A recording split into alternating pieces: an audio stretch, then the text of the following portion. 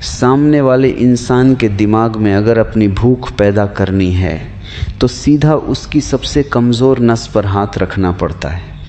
हर इंसान अंदर से अकेला है और अपनी कदर पाना चाहता है। वशीकरण का सबसे बड़ा और गुप्त नियम यही है, तुम सामने वाले को वो चीज़ दो जिसके लिए वो पूरी दुनिया में तरस रहा है, संपूर्ण ध्यान और अटूट एहसास। जब तुम किसी इंसान से मिलते हो तो उसकी आंखों में इस तरह मत देखो जैसे तुम कुछ मांग रहे हो। उसकी आंखों के ठीक बीच वाले हिस्से पर अपनी नज़र जमा दो और अपनी सांसें बिल्कुल धीमी कर लो। जब तुम्हारी सांसों में ठहराव होता है तो सामने वाले का दिमाग अपने आप तुम्हारी तरंगों को पकड़ने लगता है, उसकी सोच धीमी पड़ने लगती है और उसका दिमाग तुम्हारे प्रभाव में आने लगता है। इसके बाद खेल शुरू होता है वाणी का। जब भी बोलो बहुत धीमी, गहरी और पक्की आवाज़ में बोलो। इंसान का दिमाग तेज़ आवाज़ से सतर्क हो जाता है, लेकिन जब तुम धीमी और गंभीर आवाज़ में बात करते हो तो तुम्हारे शब्द सीधे उसके अवचेतन मन में उतर जाते हैं। वो तुम्हारी बातों को काटने की हिम्मत ही नहीं कर पाता। तीसरा और सबसे अचूक नियम है अचानक दूरी बना लेना। जब तुम किसी को अपनी मौजूदगी की आदत डाल दो और फिर अचानक बिल्कुल शांत और बेपरवाह हो जाओ तो सामने वाले का मन छटपटाने लगता है, उसका अहंकार जाग उठता है और वो तुम्हें पाने के लिए किसी भी हद तक जाने को तैयार हो जाता है। यही असली मोहिनी प्रयोग है। इसमें किसी मंत्र की ज़रूरत नहीं है। तुम्हारी नज़र, तुम्हारी आवाज़ का ठहराव और तुम्हारा अचानक बेपरवाह हो जाना ही सामने वाले के दिमाग को पूरी तरह तुम्हारे वश में कर देता है। जब इंसान के दिमाग में छटपटाहट पैदा हो जाए तब मोहिनी वशीकरण का अगला और सबसे खतरनाक चरण शुरू होता है। इस चरण को कहते हैं मानसिक कब्जा। अब तुम्हें उस इंसान के पीछे नहीं भागना है, बल्कि ऐसा ताना बाना बुनना है कि वह खुद तुम्हें ढूंढता हुआ आए। जब तुम अचानक बेपरवाह होते हो तो सामने वाले का दिमाग पूरी तरह उलझ जाता है। उसका मन बार बार यही सवाल पूछता है कि आखिर तुम उससे दूर क्यों हो गए। और जैसे ही किसी इंसान के दिमाग में तुम्हारा ख्याल लगातार चलने लगता है, समझ लो कि आधा वशीकरण वहीं पूरा हो गया। इसके बाद तुम्हें अपनी भाषा और बॉडी लैंग्वेज में एक खास तरह का सस्पेंस बनाए रखना है।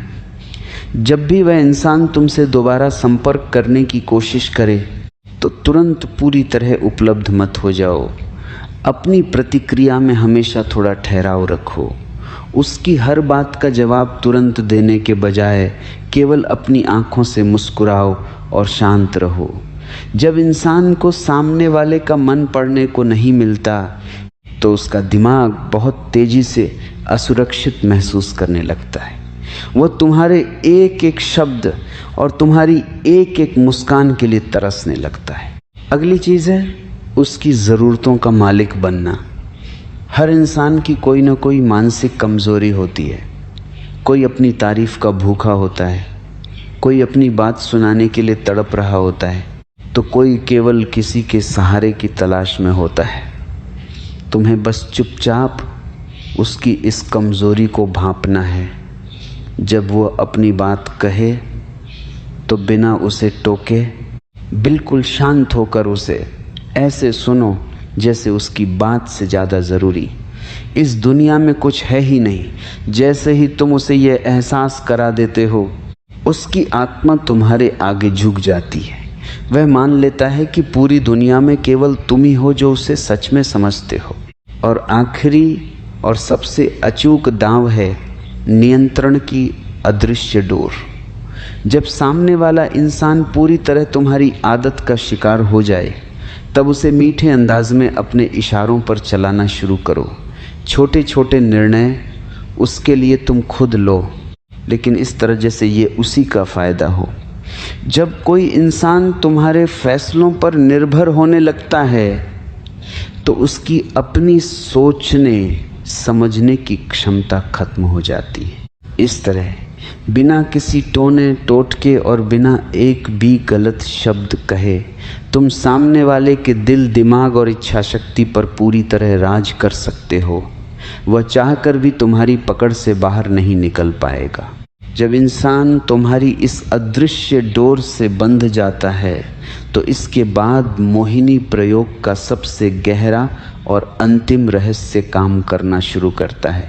इसे कहते हैं भावनात्मक सम्मोहन।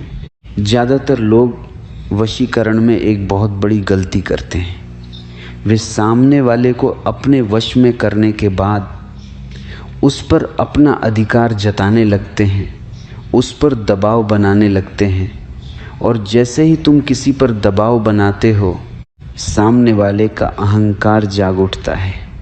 उसका मन तुम्हारी गुलामी से आज़ाद होने के लिए विद्रोह करने लगता है।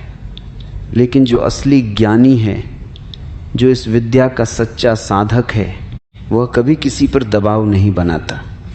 वह सामने वाले को पूरी आज़ादी देने का नाटक करता है, लेकिन भीतर ही भीतर उसके मन की हर डोर को अपने हाथ में रखता है।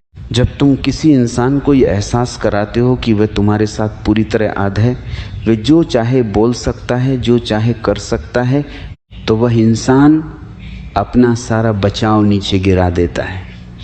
वह तुम्हारे सामने पूरी तरह नंगा हो जाता है अपनी सोच से, अपनी भावनाओं से।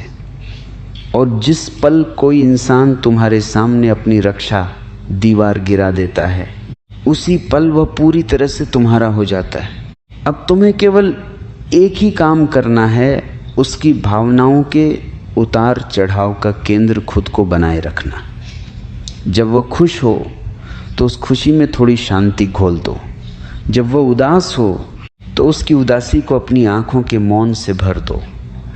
इंसान उस जगह से कभी दूर नहीं जा सकता जहां उसे अपनी ही परछाई दिखाई देती हो। तुम उसकी परछाई बन जाओ। वह जब भी आंखें मूंदेगा, उसे तुम्हारी उपस्थिति महसूस होगी। वह जब भी जागते हुए कोई सपना देखेगा, उसमें तुम्हारा ही चेहरा चमकेगा। इसे ही हमारे प्राचीन तंत्र में चित्त वशीकरण कहा गया है, जहाँ शरीर को बांधने की ज़रूरत ही नहीं पड़ती।